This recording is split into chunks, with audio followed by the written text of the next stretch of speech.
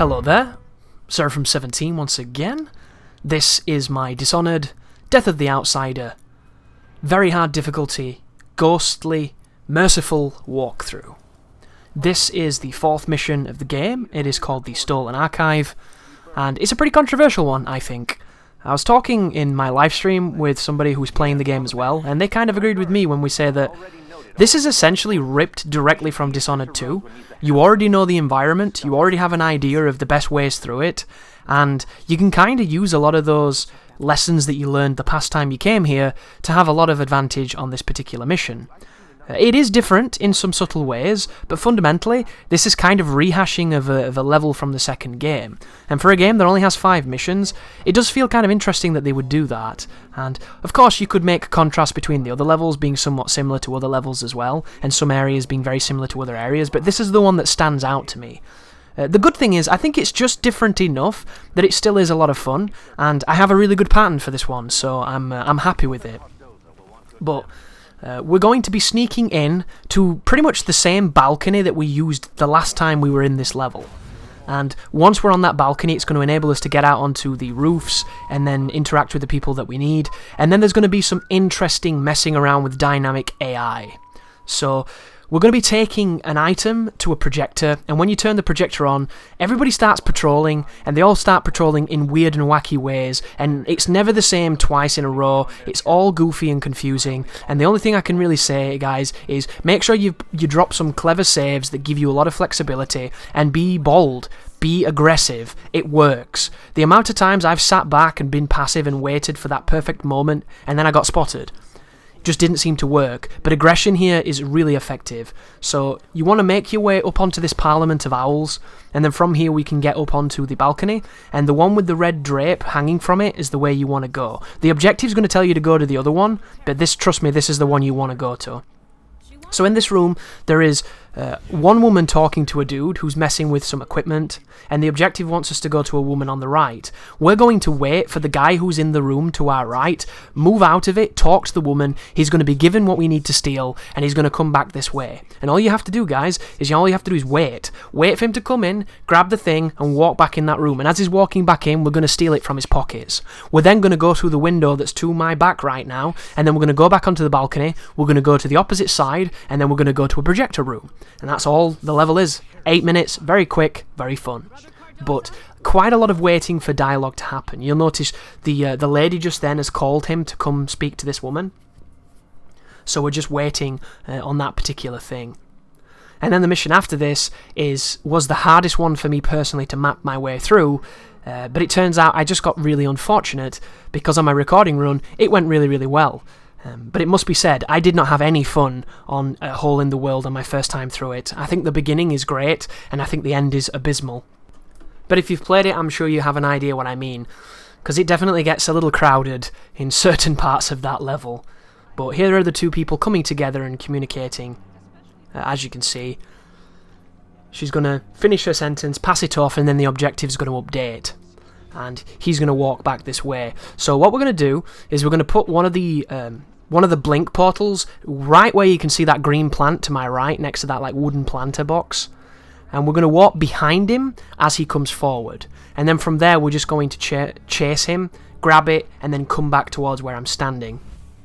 So put your blink over there, wait for him just to appear, and then flash behind him, and then boom, chase him because he's quick. It's pretty quick. Mash the command button, there it is, grab the button, there's your autosave, and then from here, you can move to the right, just over this way, and we're going to go back onto the balcony.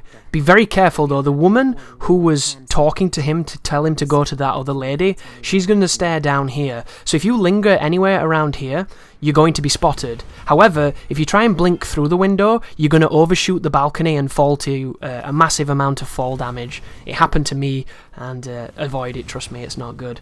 But you can blink through here, you can talk to the rats if you want to, there is achievement for doing that. You can drop onto this girder, which is what you should do. I missed it because I'm stupid. If this woman was here, who's just to the left, just there, I would have been spotted. But because I know her pattern, I know where she's going to go, so I know I can comfortably move through this quite aggressively, get up onto this doorway, and then from here move forward. Word of warning, The guys in these rooms can see you when you're on top of these roofs. It doesn't make a lot of sense, but they can. So sneak in the window, jump out of here, and try and get onto the balconies.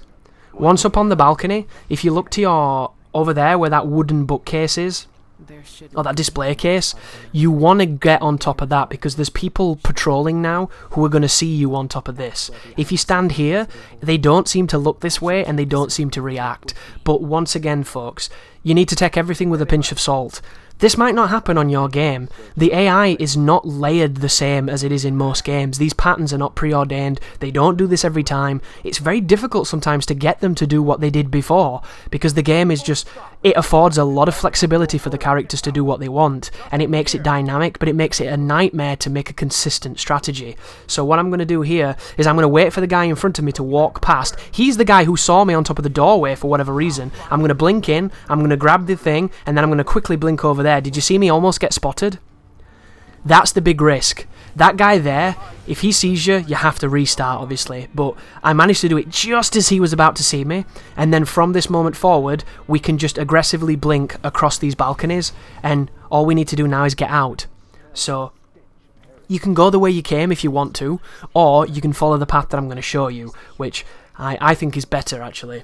We're going to go back up the elevator, back onto the balcony next to the owls. And then we're going to go out where that lady was, where we got this item from the dude. And instead of going towards them, we're going to go to the left, and then we can drop off a roof, and then we end up at the front of the house. And then from there, there's just a few more blinks, and you're laughing, basically. The level's done. But it was funny because I was trying to get a super sexy pattern, and I realised I was doing about 5 too many blinks.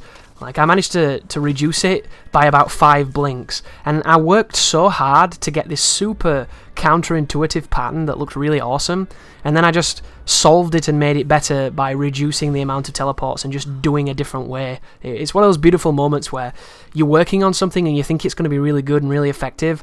And then you realise that you're doing it the hard way. And it happens all the time. Sometimes, some of my paths are potentially harder than some of the other ones, but they're my paths, and that's what I think makes it interesting. But be very careful here. This lady's going to walk to the edge of this corner, and then she's going to turn around and walk to the other side. There are times when she can see you through this raised roof, this like greenhouse roof, so you want to kind of keep this bar here that's holding the glass, the frame, keep the frame between you and her so she can't see you through it. And then when she walks the other way, climb over the desks, climb over the seating, and then you're going to blink onto this tier beneath us. From here, there's a nice open, convenient window. Climb through that. And then from here, we can then blink onto the signpost to the left just there, the green signpost. But be very careful. Do not walk too close to the spikes because they'll injure you and they'll knock you off. From here, we're going to blink towards where those trees are. We're going to land in the trees and kind of land on the grass and we don't take fall damage. And then from here, you can quickly blink towards this carriage and we're going to be climbing on top of the carriage, blinking up to the piping on the wall, and then just getting up off the lights and everything to get back to where we started. So climb into the carriage, blink up onto that, and then from here you're 1 or 2 blinks away from the end of the mission, and hopefully you didn't get seen, hopefully you didn't knock or kill anybody, and there you go, guys. That is the end of the mission. So what does it say? All zeros, all ticks, everything that you need to get what you're trying to do. Done in 15 minutes, not bad at all. Thank you very much for watching, and you take care now.